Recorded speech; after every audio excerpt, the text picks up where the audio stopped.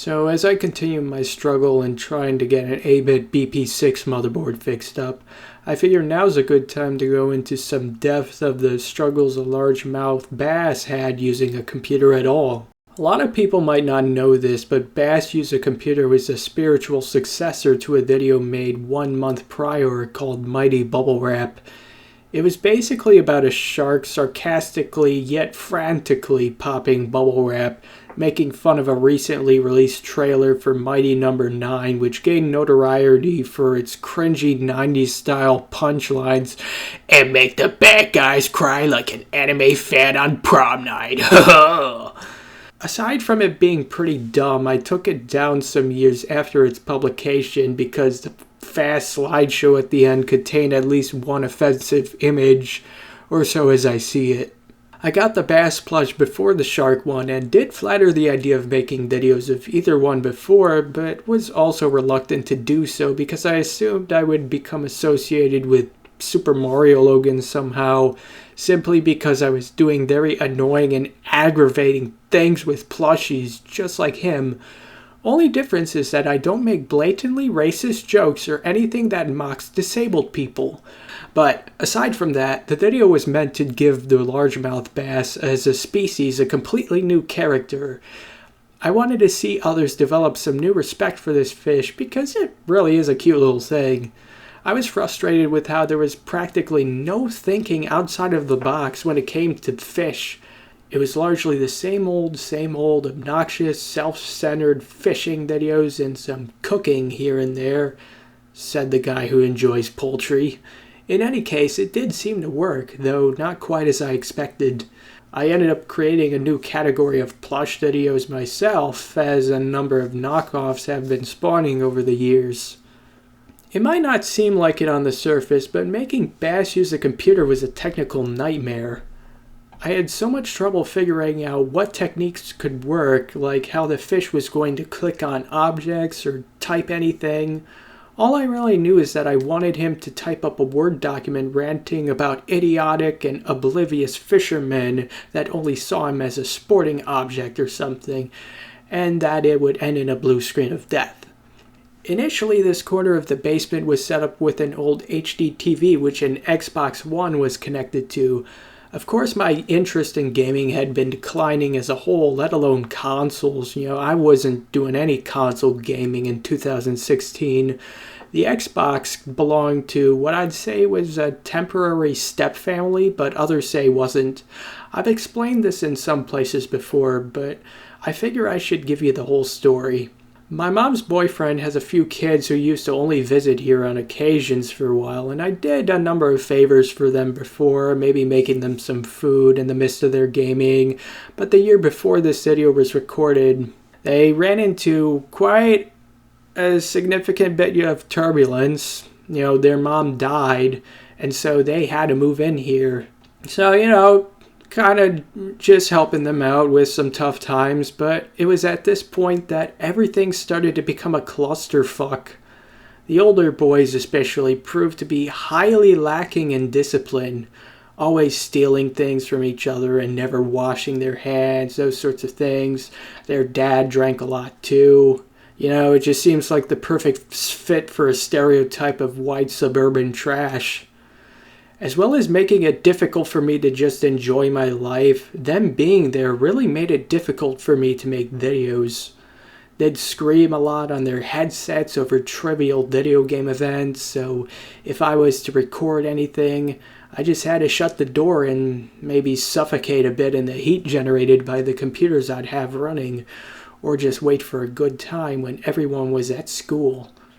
Anyway, I got my own break when those guys went on vacation for a week. So, with a vague idea in mind, I thrifted a Gateway 2000 P5 133 for just $3 and set it up for my much more polite largemouth bass to help me out with this crazy video. I started with the television for the sake of convenience, not having to move everything around so much. But that didn't work out because it didn't want to display anything at 70 Hz, such as the blue screen of death. I ended up pulling out everything out of the way and set up a table with a manual CRT monitor, but as I did, I found so much filth everywhere. I ended up spending much of a day cleaning up all the trash they left on the floor, under the couch, and elsewhere. Batteries, candy wrappers, other loose plastic, and what have you. It was humiliating because I sure never made that kind of mess. There was a garbage can only a few steps away from where they were at. I suppose we would have never found out until it was too late to yell at them if that TV just so happened to be able to display 70 Hz text output. When it came to recording, nothing seemed to work for a while. In the first attempt, I was doing most of the work myself, as getting the fish to type with his fins is almost certainly going to be a difficult task. This video could have turned out very dull, as there wasn't even any whacking of any input devices initially. What? Was he supposed to just sit there and stuff would happen? Then I tried to get him to hit specific keys with so much of his body. How the mouse would be moved wasn't exactly something I could work out either. Try using a mouse with your chin and clicking hyperlinks with it. Then see a chiropractor. Shortly, it became clear that I couldn't get some large, unposable plush to normally carry out every single computing task when the keyboard and mouse were simply not designed for fish, so exaggeration came into play. Early enough, I figured the Word document would be created in the same way as how that intro to the Gmod Idiot Box 9 played out. When I retried filming with the new setup, I was able to think a lot more about how my surroundings could be exploited to help advance the video's production. With this computer having an AT power supply, I could give the impression that this fish turned on the computer himself by turning on the surge protector it's connected to with my toe. One of my biggest concerns with filming a CRT monitor was the glare. It was kind of inevitable that someone would be able to see me in the reflection, negating illusions whenever the screen displayed a black background. There was also the issue of all this other junk which took up much of the floor over here. I didn't want anyone to assume that I owned an Xbox One or that I was an Xbox gamer, but most everything was left in the shots because I didn't want to make anything crumble. Consequently, I had very little room to work with.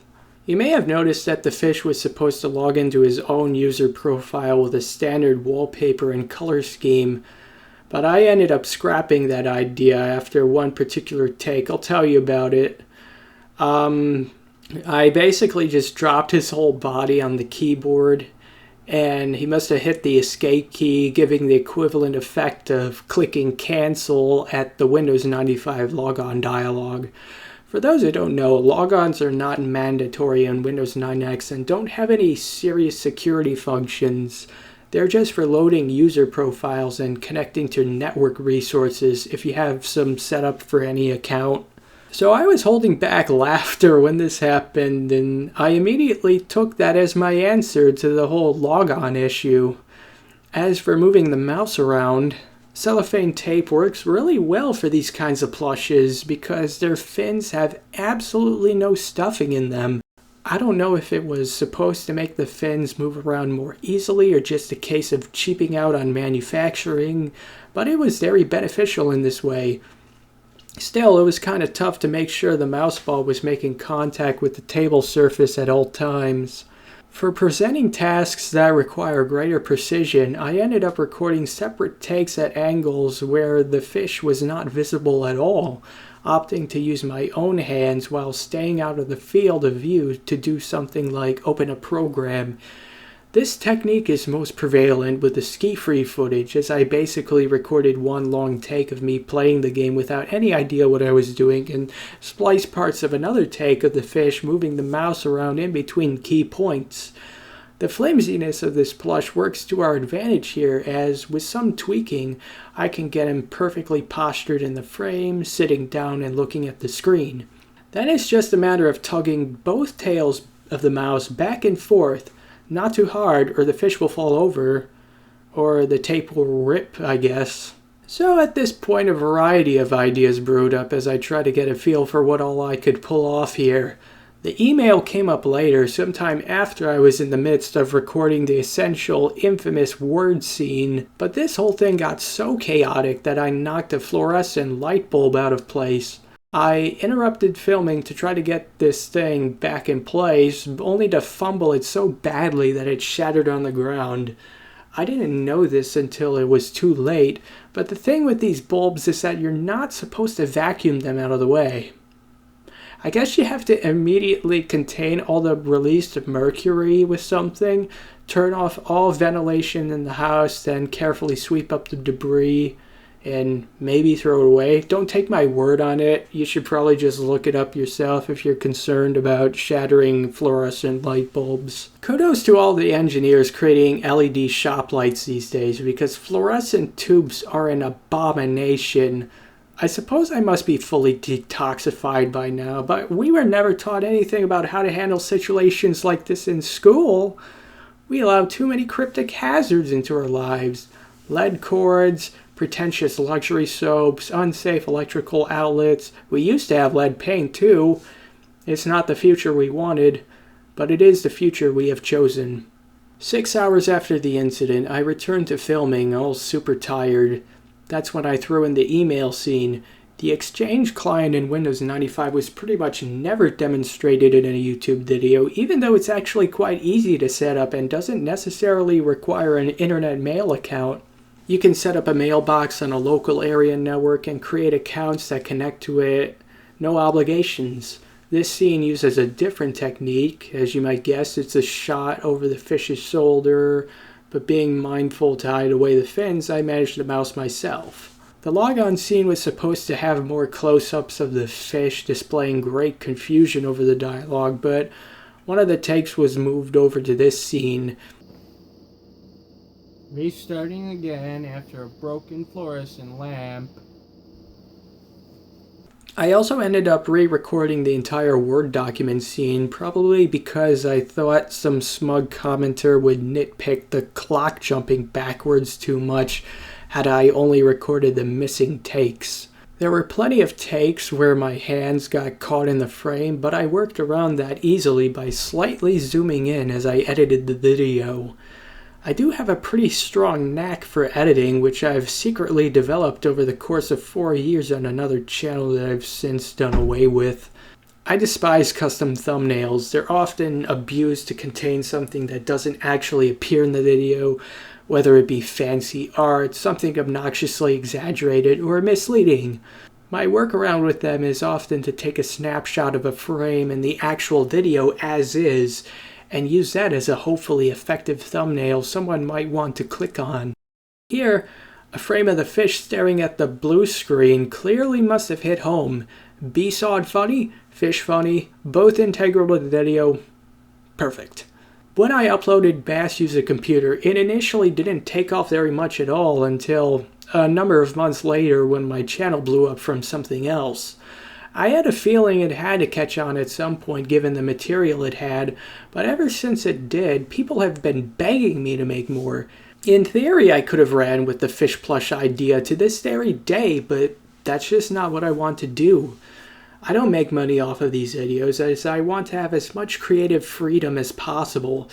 Experimenting with different presentation styles has always been my bottom line, and getting others to see old computer hardware in a new light.